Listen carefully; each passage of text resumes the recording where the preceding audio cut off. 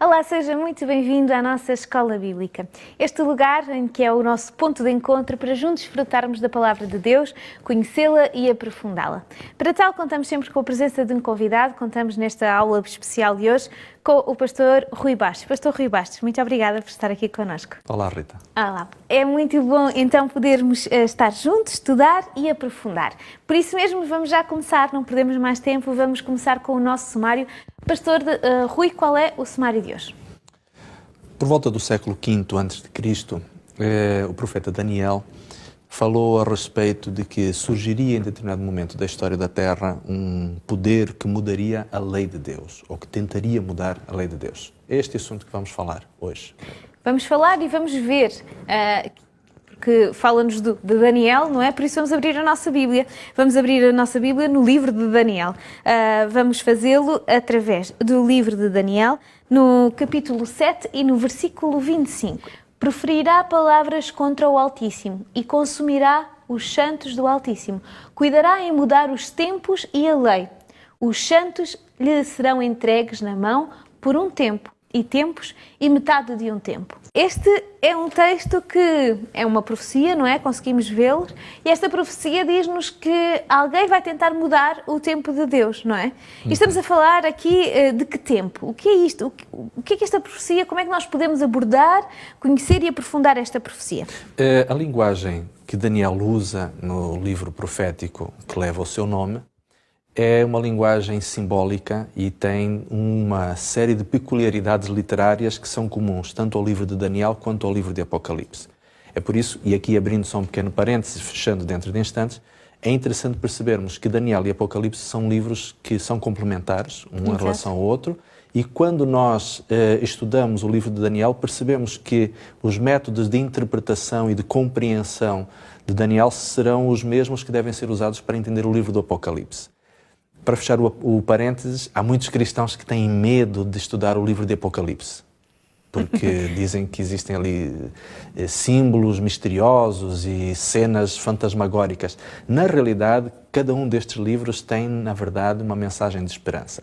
Mas agora voltando a Daniel capítulo 7, verso 25, nós percebemos que o simbolismo que aparece, portanto, aqui, deste poder que fará guerra contra os santos do Altíssimo e que procurará mudar os tempos e a lei. Isto leva-nos, portanto, a perceber, o capítulo 7 conta a respeito de 4 grandes animais de aparência assustadora que surgem na história do planeta. Estes animais são símbolos dos grandes impérios que dominaram a Terra desde os tempos de Babilónia, depois o Império Medo-Persa, o Império Grego, finalmente o Império Romano. Cada um destes impérios é representado por um animal. Em determinado momento, a cena, já portanto, na fase do verso 20 em diante, no capítulo 7 de Daniel começa a descrever não necessariamente o quarto animal que representa o Império Romano, mas sim o que acontece na cabeça deste animal quando surge uma ponta inicialmente pequena, mas que cresce de forma muito rápida. Ou seja, o Império, portanto, é o mesmo, mas a natureza e a ação do seu poder é diferente. Ora, se nós sabemos que o Império, que era representado por este quarto animal, era o Império Romano, o poder que surge justamente do Império Romano na sequência, após a decadência de Roma enquanto império, é justamente o poder cristão através do poder papal. Exatamente. Ou seja, a sequência de Roma imperial é Roma papal. Daniel está a falar deste período de tempo, não é? Que está-nos a falar que neste período de tempo vão haver mudanças temporais. Que mudanças temporais é que, olhando hoje para a história, e é interessante que estamos a ter esta conversa e eu lembro das minhas aulas de história, porque eu estudei nas minhas aulas de história estes acontecimentos, não é? Exatamente. Estes acontecimentos, eles são retratados a todos aqueles que já estudámos história, já nos lembramos, mas agora com a Bíblia é interessante que a Bíblia diz exatamente o mesmo que o professor de história me contava. O que é que a Bíblia nos fala sobre esta mudança de tempos? O que é que aconteceu? Exatamente. Portanto, há inicialmente no período do domínio, portanto, de Roma papal, não é? existe aquela que é, diríamos assim, considerada como a grande mudança cronológica, onde os documentos e todos os grandes eventos históricos são redatados em função justamente de uma nova forma de contar o tempo, que é aquilo que é conhecido como, portanto, a era cristã, ou seja, o período cristão. Isto acontece, portanto, durante muito tempo, mesmo já durante o período do cristianismo, os documentos eram datados em função de uma cronologia que vinha dos tempos do Império Romano, mas em certa altura os cristãos sentem a necessidade, portanto, de redatar ou de estabelecer uma nova cronologia baseada justamente na existência de Cristo. Portanto, isto teria a ver um pouquinho com esta mudança do tempo. Mas repare que o texto diz mudar os tempos e a lei. E aqui, mais especificamente, nós vamos perceber que na lei de Deus existe um mandamento que tem a ver com o tempo. Exatamente. E muitos cristãos que olham muitas vezes para o cristianismo como tendo sido aquele poder que mudou a forma de contar o tempo e de datar os grandes eventos da história, na realidade não tem a ver necessariamente com isto, mas sim com aquilo que na lei de Deus tem a ver com a questão do tempo. E vamos justamente perceber que é debaixo do domínio do cristianismo, debaixo do domínio do papado, que a observância do quarto mandamento enquanto sábado, dia de adoração, é mudado para o domingo.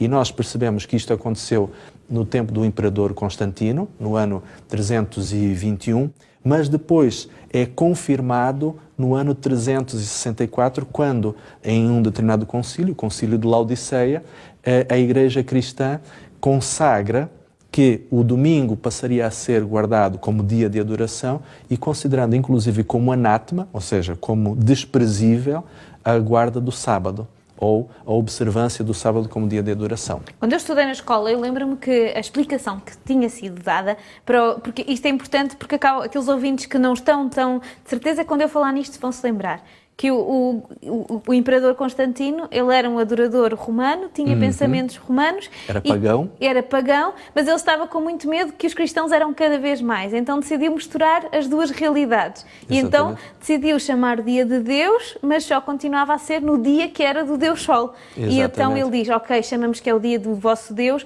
mas adoramos no dia do meu Deus, que é o Deus Sol. Eu lembro-me de estudar isto na escola. Ou seja, este é um tema que depois, mais para a frente, a própria Roma papal, não é? Vai aceitar e vai dizer muito bem, assim faremos, e a partir daqui a mudança é feita. Ou seja, a mudança é feita através de um homem que está com medo do cristianismo. Na verdade, a própria conversão que se diz que Constantino viveu ou experimentou foi quase que uma formalidade, não é? Exatamente. Só queria poder ficar bem com toda a gente, não queria ser atacado, não é? Provavelmente.